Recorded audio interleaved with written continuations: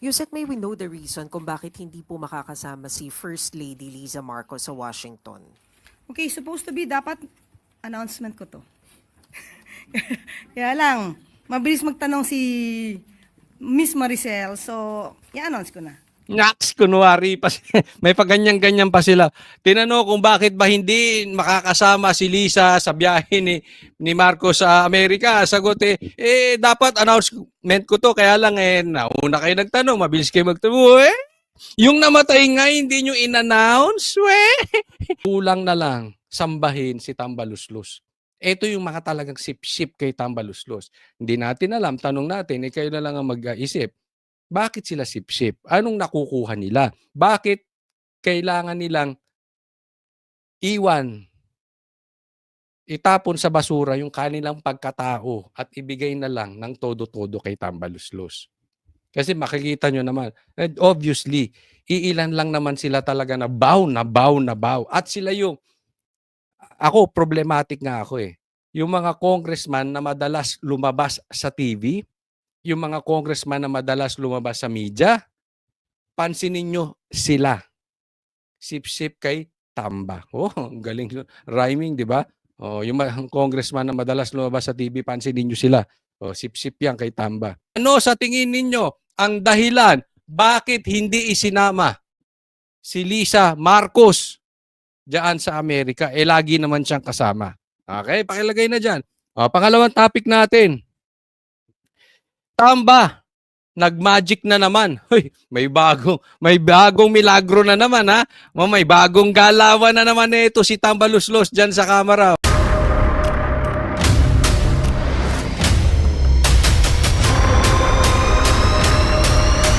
Bago tayo mag-umpisa, baka pwede nyong i-like ang video na to. Malaking bagay ang like sa aming mga content creators. Maraming salamat po.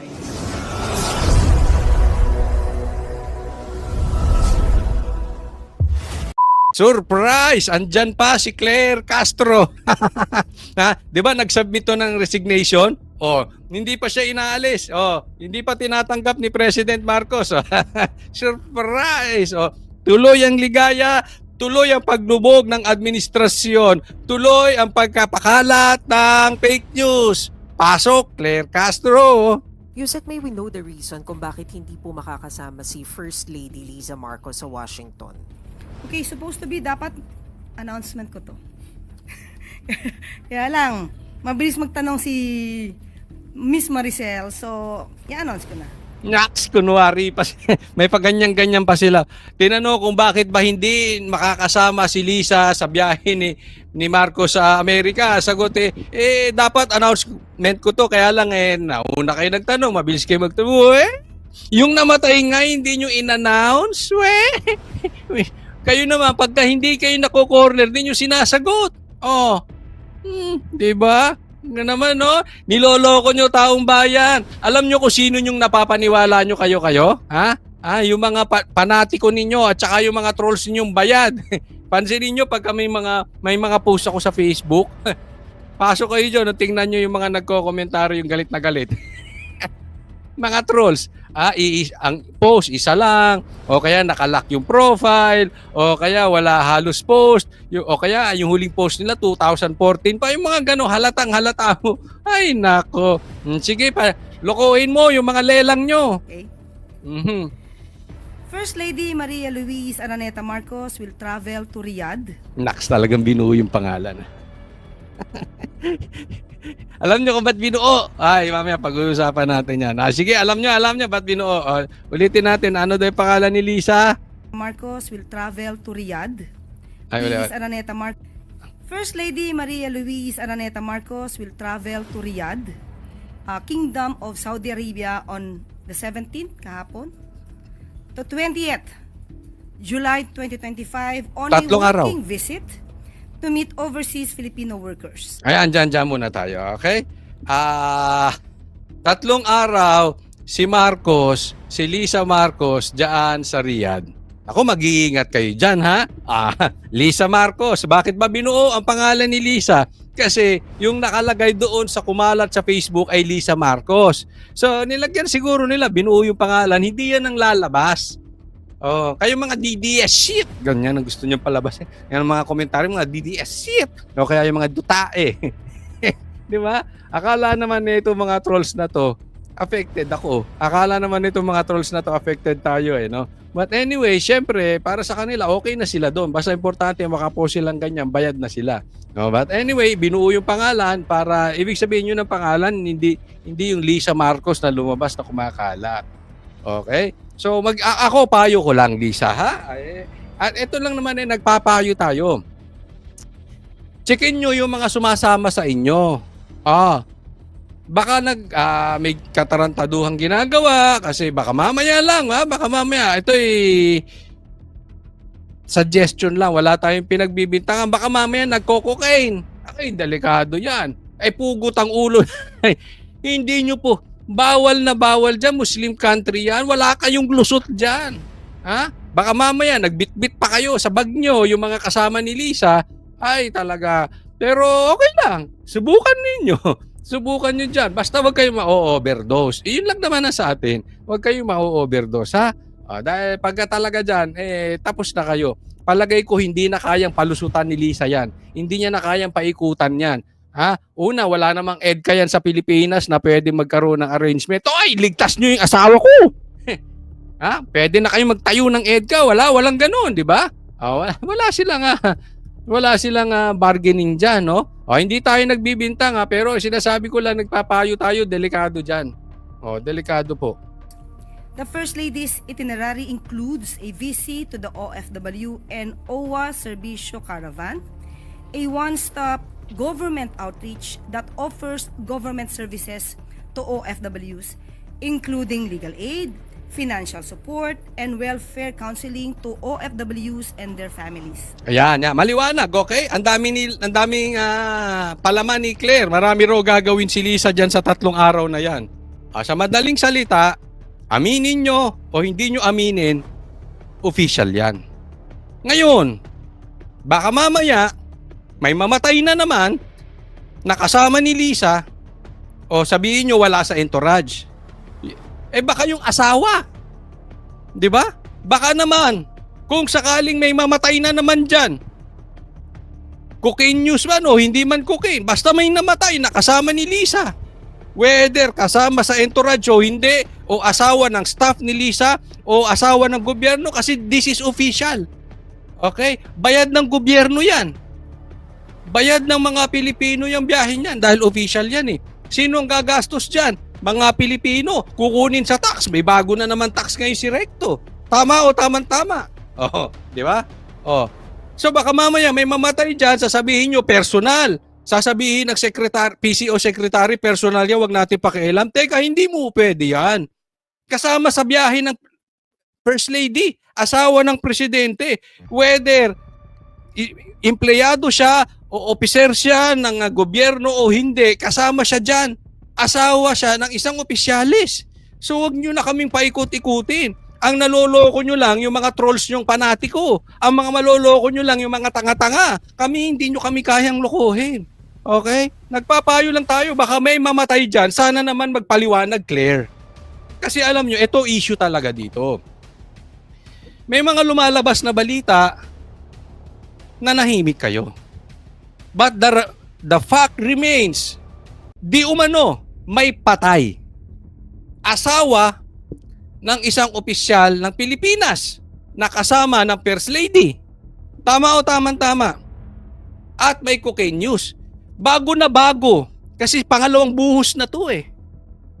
Drug overdose ang sinabi. Wala kayong paliwanag. Lumipas ang ilang buwan. Lumabas ngayon ulit. Ibang lumabas sa balita, ibang binalita ng Net25. Di ko nga rin naman maintindihan tong Net25 to the rescue agad. Anyway, magkaiba naman eh. Okay? Magkaiba daw yung dokumentong nakuha ng Net25, iba naman daw yung prinisinta sa social media. But anyway, in any case, antay lang po kayo. Kasi ako naniniwala, kaya ako naniwala doon sa balita dahil si VP Sara mismo ang nagbalita. And I believe in the right time maglalabas ng ebidensya si BP Sara. Hindi naman sasalitayan si BP Sara na walang hawak na ebidensya. Okay? Naiintindihan? So wag nyo kaming palusutan dyan. Pero nakakapagtaka, bakit kasi nanahimik kayo? Official na biyahe ng First Lady, may patay. Walang nag-explain sa inyo. Hindi nagsalita ang presidente. Ano lang ginawa? Nagtago sa palda ni Claire, tapos ito si Claire nagpatutsada pa kay BP Sara. Hindi kayo dapat nagagalit doon sa nag-a-announce. Huwag kayong magalit doon sa messenger. Dapat sinasagot nyo yung message, yung mensahe. May patay. Dapat in-explain yung mabuti kung anong nangyari doon. Wala kayong ginawang explanation. Binanatan nyo lang si Sara. Kaya ang tao ngayon nag-iisip. At yung katahimikan nyo sa balita, hindi natin masisisi ang taong bayan. Bakit naniniwala na drug use yun na nandoon si Lisa mismo sa kwarto kung saan namatay yung tanto ko. And even me, I choose to believe what Sarah told us. I choose to believe na yung katahimikan ay guilty sila. Dahil kung wala kang tinatago, ako halimbawa, yung First Lady, asawa ko, ako presidente, yung First Lady, bumiyahe ng Amerika, may namatay.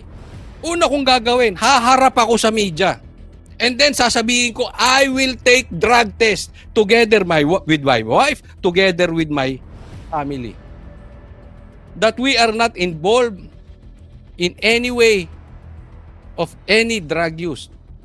But nevertheless, ine-explain ko bakit namatay, humihingi ako ng dispensa dahil yan po ay wala man sa entourage pero kasama naming bumiyahe. Walang ganun eh. Kung ganun ang explanation, mag-iisip yung tao, hindi talaga kasalanan ng first family. Pero yung nanahimik, tapos ganun ang lumabas na balita, bigyan ko kaya magandang halimbawa. Sinabi ni PRRD, bangag si Marcos. Tumitira ng cocaine si Marcos. Sinagot nyo ba?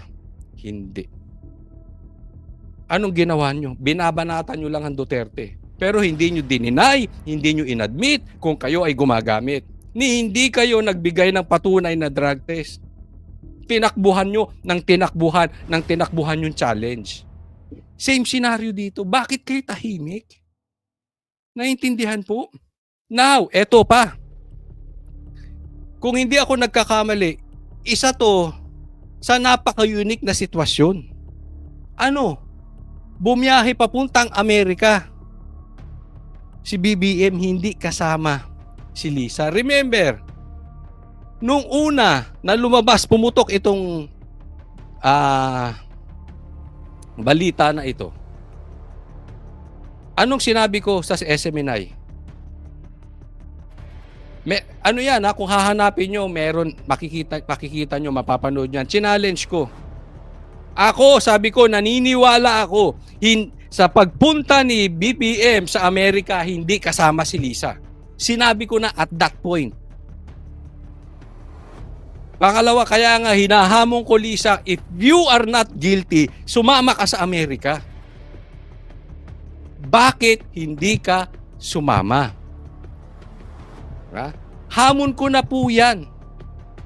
Pagputok pa lang, paglabas ng pangalawang surge ng balita na may namatay kay tanto ko. At alam na nating babiyahe si Marcos. Sumama ka. Yan ang challenge ko kasi alam ko na hindi sasama si Lisa. Yun ang tanong doon eh. Nagkatotoo, bakit nga hindi sumama si Lisa? Nakakaduda, di ba? Pag titignan nyo, bakit hindi ka sumama, Lisa? Tapos, kung hindi ako nagkakamali, ngayon lang nangyari na yung ganitong pagkakataon, Amerika pa, hindi sumama si Lisa, tapos, meron pa siyang biyahe sa ibang bansa. Anong tawag doon? Sa mga abogado, anong tawag doon? Alibi. Para hindi mapitik bakit hindi sumama si Lisa. Walang dahilan para hindi siya sumama. Yan ang aking opinion. At yan ang pinapaniwalaan ko. Kaya gumawa ng biyahe itong si Lisa para hindi mapuna ba't hindi siya sumama. In short, gumagawa ng alibay. Gastos nyo. Gastos ng bawat Pilipino galing sa tax nyo yung pang-alibay ni Lisa. Ganito katindi itong mga ito. Naiintindihan ko. So, questionable talaga. No? Anong iisipin ng tao? Di ba? Can we blame the people kung ang iisipin ng taong bayan kaya hindi isinama to si Lisa o kaya hindi sumama? Dahil may issue pa dun. Remember that. There is a dead body. They cannot deny that. Na posibleng baka bigla na lang ipahold si Lisa or questionin. Better yet, punta ka doon sa bansa na hindi ka pwedeng ma-hold. Walang control ang Amerika. Kasi baka mamaya pagdating doon, tupakin, hindi magkasundo sa meeting si Trump tsaka si Marcos. Oh. Siyempre, alam mo ang tao, takot yan sa sariling mundo. Di ba? Ang magnanakaw galit sa kapwa. Di ba? Yung mga seloso, pansinin nyo, bakit seloso? Manloloko. Yung mga selosa, mag-iingat kayo sa mga selosa. Naku, marami akong alam na ganyan. Alam ba't selosa? Manloloka. Loka-loka. Ibig sabihin, sila mahilig mag-control ng sitwasyon eh. Baka mamaya, hindi magkasundo si Trump tsaka si BBM, kontrolin ni Trump yung ano. Hoy, silipan nyo yan. Baka ganon, di ba? We do not know. Ang sa akin lang, bakit hindi pumunta ron si Lisa? Na dati naman niyang ginagawa na hindi naman nagkakasabay yung biyahe nilang parehas. Merong kinakatakutan si Lisa. O eto, sasabihin ko na agad ngayon. No, lalo na pag hindi nagkasundo si Trump tsaka si BBM, hindi babalik si Lisa ulit doon kahit pumunta si BBM. Sinasabi ko na as early as now. Baka sabihin nyo, tsamba na naman eh. Yung sinabi ko doon sa SMNI, di ba? Nagkatotoo, hindi yung tsamba. Bakit ko nasasabi? Hindi ko sinasabing matalino ko. Ang pinupunto ko rito, halatang halata na yung galawan na itong mga ito. Katanga mo na lang kung hindi nyo alam. Panatiko na lang kayo. Di ba? It's very obvious bakit tayo magpa-drug test. Katanga mo na lang kung hindi mo alam kung bakit. Panatiko ka na lang ni Marcos bakit. Bakit hindi agad in-announce, hindi nagpaliwanag si Marcos, si BBM? Hindi mo kailangan maging abogado para malaman mo yan. The First Lady will also visit shelters for distressed Filipino women, workers, and children. Ang dami niyang trabaho, no? Ang daming ginagawa ni Lisa. The trip originally proposed and scheduled in the first week of July will highlight the steadfast commitment of the Marcos administration to the welfare of OFWs and their families. She will be back on July 21st. At kung napansin niyo po, sinabi po, nabanggit din po ni DICT Yusek Dave Almirol na ilo-launch din po ng unang ginang itong one-stop shop po dito po sa Kingdom of Saudi Arabia. So, yun po ang dahilan kung bakit hindi po makakasama ang unang ginang sa UST po ni Pangulong Ferdinand Marcos Jr. Yan. Okay, tanungin ko kayo. Naniniwala kayo sa explanation ni itong si Claire kung bakit hindi sumama si Lisa? Sabay pa. Sabay yung biyahe nila. Napaka-importante. I mean, imagine this. The president will meet one of the most powerful president or the president of one of the most powerful countries in the world. Amerika. Milestone niya. Pumunta nga sila doon yung namatay yung Pope, di ba? Hindi sila pinansin ni Trump. Yung ngayon pa, na meron talaga silang agenda, na talagang yun ang pag-uusapan. It's about the Philippines. Oh. Hindi sumama. Ha? So tanong ko sa inyo, naniniwala kayo sa explanation ni Claire? Nilagay nyo dyan sa comment section kung bakit hindi sumama si Lisa considering meet up kay President Trump. Sige, lagay nyo, naliwala ako o hindi. O, next topic po. O, ito, pag-usapan natin yung bagong magic ni Tambaluslos. Yung papatunayan ko sa inyo kung gaano kaswapang, kung gaano kabuaya sa kapangyarihan ito si Tambaluslos. O, pasok! Tatlong Romualdez ang opisyal na uupo sa 20th Congress. Kasunod yan ang pinakahuling ruling ng COMELEC sa change of nominees ng Tingog Party List. Nakakuha ng 3 seats ang grupo sa midterm elections noong Mayo. Pero dahil sa resignations ng ibang mga nominado, nagkaroon ng pagbabago. Umakyat bilang third nominee si dating Leyte representative at asawa ni House Speaker Martin Romualdez na si Yeda Romualdez. Uupo naman sa first seat ng Tingog ang kanilang anak na si Andrew Julian Romualdez. Iyon, tindi. Okay, ito yung usapin dyan, ha. Nanalo po ang Tingog Party List. 3 upuan. Okay. Buti pa sila, pauupuin yung 3 upuan. Nanalo ang Duterte Youth Party List, 3 upuan.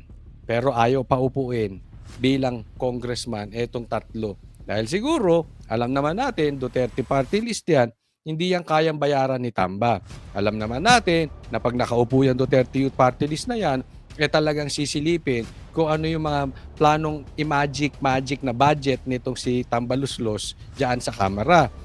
Isisilipin kung ano yung mga kalokohang plano na gagawin nitong mga congressman dyan. 3 upuan yon. So kaya kinontra nila yan. Kinampihan sila ng COMELEC. 3 upuan, hindi pinaupo yung Duterte Youth Party List. Okay? Kasi kung di ako nagkakamali, number 1 o number 2 sila. Etong Tingog, nakakuha rin ng 3 upuan. Kaya lang si Yeda ay pang-6 na nominee. So 3 lang dapat ang uupo, bagamat ang allowed ngayon ay 10 na miyembro, no? Pero yung uupo ay 3 lang. At tong si Yeda, itong asawa ni Tambaluslos ay pang-6. So hindi siya makakaupo. Una, yung kanyang anak, tapos meron pang isa, yung isa ata yung parang laging nagtatanggol sa kanila, yung parang bakla. Hindi ko sinasabing bakla, pero parang ako magsalita. Ewan ko, tama yung alala ko. Basta isa yun, laging, basta epal ng epal yun, nakikita nyo naman yun, nakakalimutan ko pangalan. No? Baka yun, okay? Yun naman ang dating umi-epal. Tapos ito, yung pangatlo ay hindi natin alam kung nag-resign o tinanggal. Pero ang pagkakasabi, yung pang-4 at yung 5 ay nag-resign din. Ay nagbumitaw. So, ibig sabihin, nagbitaw yung pangatlo, so babakante yung pangatlo, yung pang-4 dapat uupo. Hindi rin umupo dahil nagbitaw din as member. Yung pang-5, nagbitaw din. Ay, sino yung pang-6? Ayun, si Yeda. Magic! No, di ba? So 3 Romualdez ang uupo. Ganyan po sila katindi. Ang presidente ay Marcos, pinsan, tapos sa congressman, 3. Tapos meron pa silang plano, bibigyan din ng mataas na posisyon si Sandro Marcos. Ako, sa akin lang, sagarin nyo na. Next election, patakbuhin nyo yung driver nyo, yung kasambahay ninyo, yung nag-aalaga sa anak mo, tapos yung hardinero nyo, yan, lahat yan, patakbuhin nyo na para kontrolado nyo na lahat. Kayo-kayo na lang ang umupo dyan. Tingnan nyo kung gaano kaswapang itong mga, wala talagang ethics itong mga ito. Nakakahiyak talaga sila. Ganyan po kalupit ang etong sila Tambaluslos. No, alisin ko lang yung picture. Ganyan po sila talaga kalupit. no? Hindi natin alam kung kawawa naman yung mga members. Kasi minsan ang nangyayari diyan, naglalagay lang sila ng member dummy. Okay? Antayin natin lalabas ang tunay na dahilan. I'm sure of. Sabihin ko na naman sa inyo pangungunahan ko kayo. Lalabas ang tunay na dahilan diyan. Bakit kasi nilagay pa pang-anim si Yeda? Hindi na lang ginawang pangatlo. Para kung tatlo manalo, makaupo siya. Kaya lang, siguro, may dahilan yung sinasabi ko na lalabas. Bakit naglagay sila ng pangatlo, pang-apat, pang-lima? In short, dami. Kasi, yung pang-anim, alam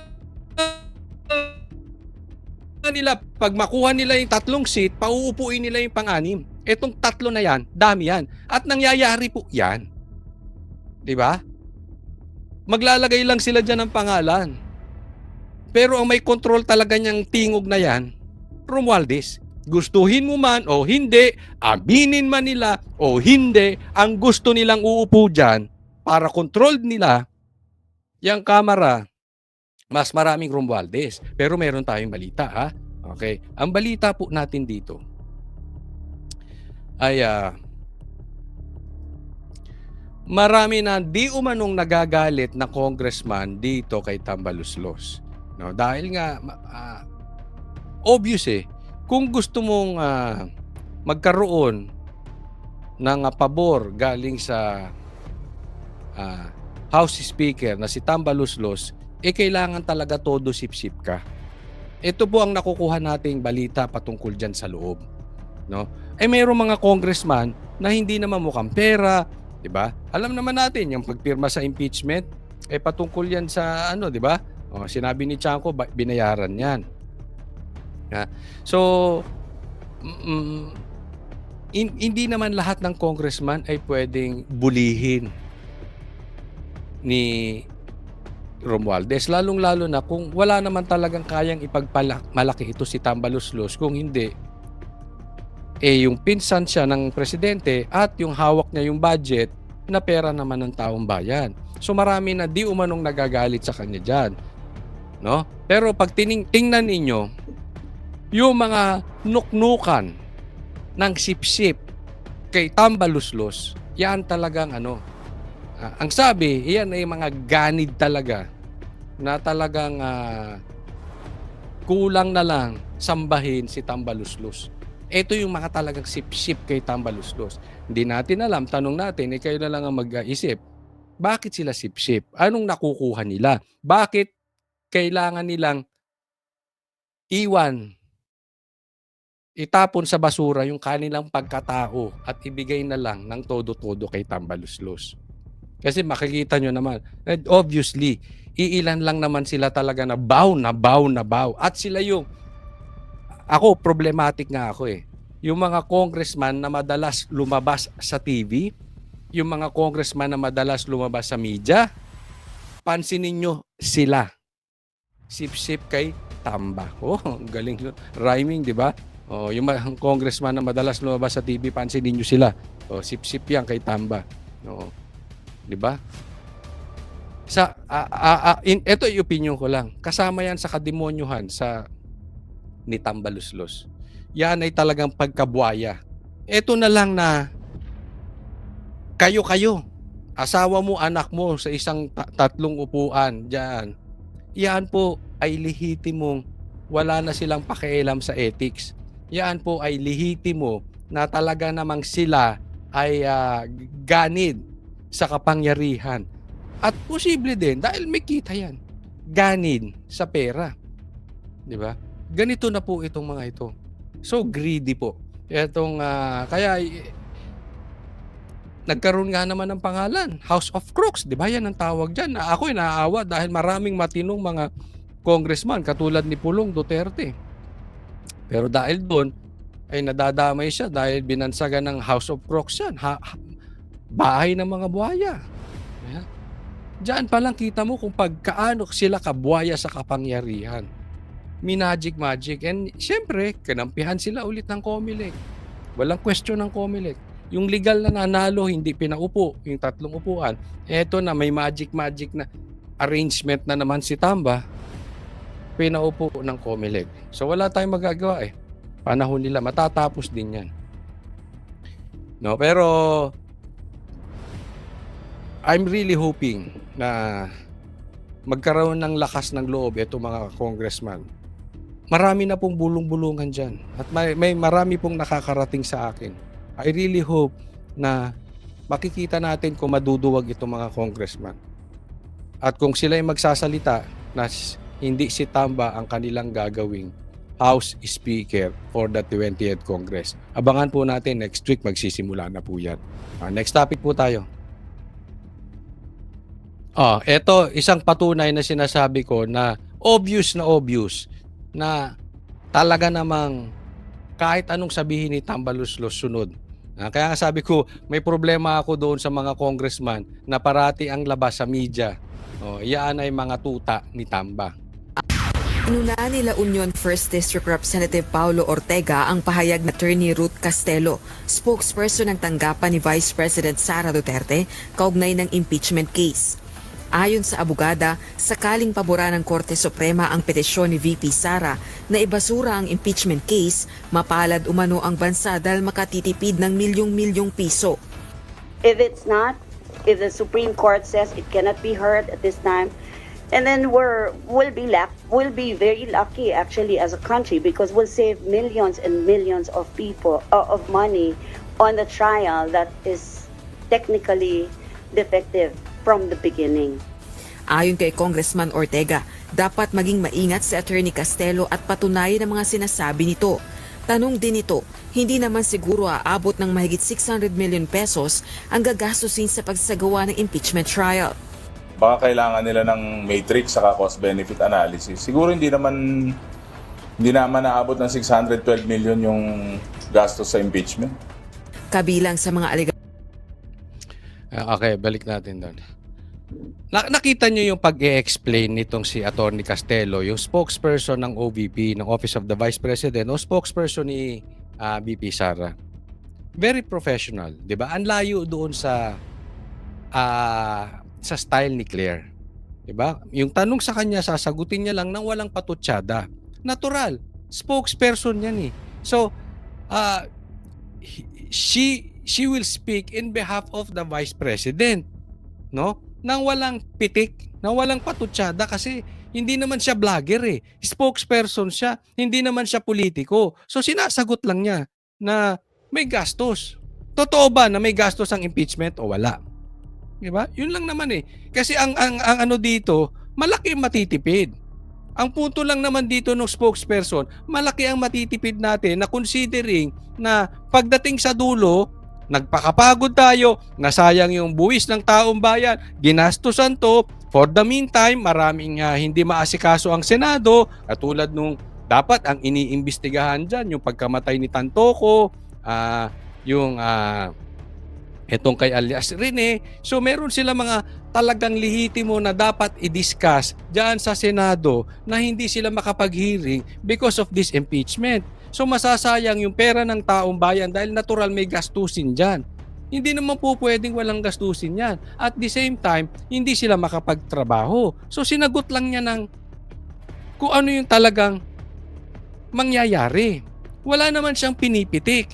Itong balbasarado na ito, hindi ko alam kung ito ay ganun eh. Diba? But anyway, alam mo yung pinapaandar niya yung katarayan niya. Naku, duda ako sa balbas mo. But sorry, baka nainggit ka sa hindi, medyo ano. Anyway, lagi ito may patutsada. You will react to a very professional statement coming from the spokesperson that way, na may patutsada. Buti sana kung ang reaction niya ay parang si Claire. Di ba? Ang usapan dito professional eh. Tapos yung reaction mo, parang pitik na ano. Di ba? May intriga. Di ba? Hindi naman ganun. Kung sana si Claire, di sana inintriga mo rin. Para, pwede kayong mag-ano-ano. Di ba? Oh, lumabas yung pagka-unprofessional nitong tao na ito. Nagpasaring siya na hindi naman siguro gagastos ng 600 million kasi yun daw yung issued nila sa impeachment. Hindi. 150 million lang yung confidential funds ni BP Sara. At i-remind kita, magkano ba ang confidential funds ng presidente ni hindi kayo umiimik? Si Tambaluslos, magkano ba ang confidential funds? Umiimik ba kayo? Yung sinabi ni Chanco na ang pumirma dyan sa impeachment na yan ay binayaran sa pamagitan ng proyekto. Di umano, sabi ni Chanco. Sinagot nyo ba? Hindi kayo sumagot. So, anong punto rito? Nakikipagtarayan ka lang, dahay. Pero ipokrito kayo. Huwag niyo sabihin yung confidential funds. May confidential funds sa presidente, meron din sila. Kayo nga yung pagpirma nyo lang. Kung susundan natin yung sinabi ni Chanco, illegal. Kaya nga, ang punto dito nung spokesperson ni BP Sara, kung paaabutin pa natin yan, tapos tatapusin yan, masasayang oras natin, yun naman pala, i-declare ng Supreme Court na void ab initio, void from the beginning. So, it is as if hindi pwedeng magkaroon ng impeachment dahil from the start, illegal ito. From the start, void to. Invalid. So kahit anong maging resulta sa impeachment, na-convict man si BP Sara or hindi, illegal yun pag dineclare. Kaya nga sabi, antayin muna natin yung pinapagawa ng Supreme Court. Di ba pinasasagot kayo, pina-explain? Pina-explain sila bakit yung 3 anong nangyari at ba't yung pang-4 lang ang ipinasa ninyo. Ang explanation diyan, dapat 1 year bar rule. Sa isang taon, isa lang ang isasampan yung impeachment kay BP Sara, naka-4. Kaya nga nag-react na ang Supreme Court, sumagot kayo. Bakit kayo nakikipaglaban ng tarayan sa media? Sagutin niyo yung Supreme Court. At pag dineclare ng Supreme Court na okay, legal yan, tama yan, then we proceed. Paano kung sinabi niyang hindi? Di nag-grandstanding lang kayo, gaga! Nagamit nyo lang yung pera ng taong bayan. Sinayang nyo oras, ang daming imbestigahan. Dapat imbestigahan pa nga si Risa Ontiveros tsaka si Alias rin eh. Oh. Dapat nga iniimbestigahan yung pumirma.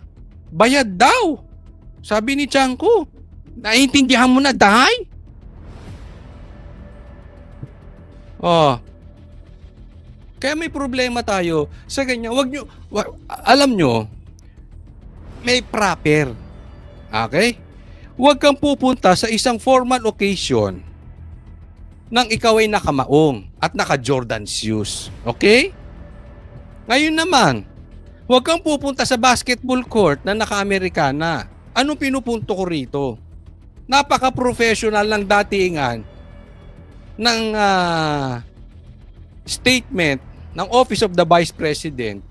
Yung datingan mo parang si Claire or parang bakling na nakikipagtarayan.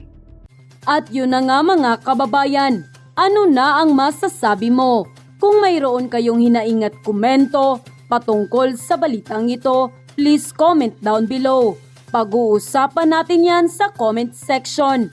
At kung nagustuhan nyo ang video, ay huwag kalimutang mag-like at i-share na din para mas marami pang makaalam at umabot ito sa marami sa ating mga kababayan. Maraming salamat po.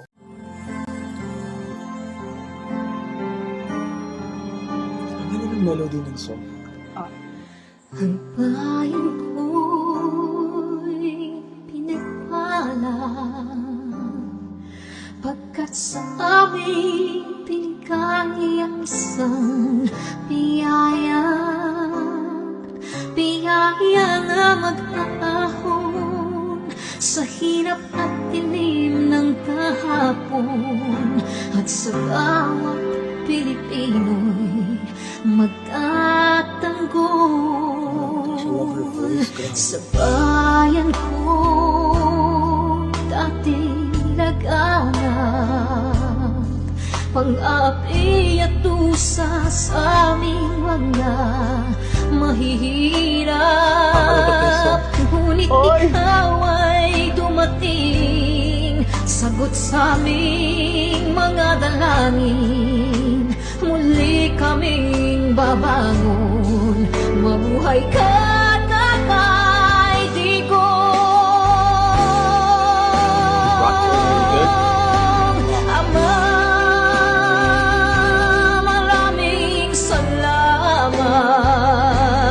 Aming mga mata'y minuhulat, gawain ng masasamay iyong isiniwalat. Ikaw lang ang pag-asa naming lahat.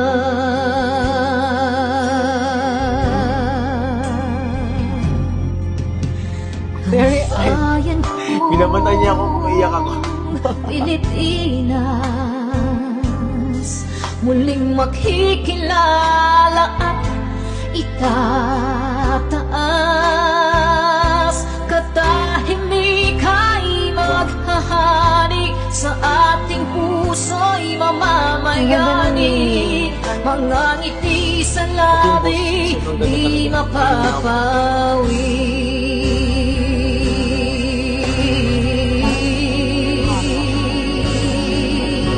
Breathing though. Mabuhay ka, Tatay Digong. Maraming salamat. Ang malasakit sa Pilipino ay walang kasing tapat. Ika'y paglalaban ng iyong mga anak. Tunay kang biyaya sa bansang Pilipinas.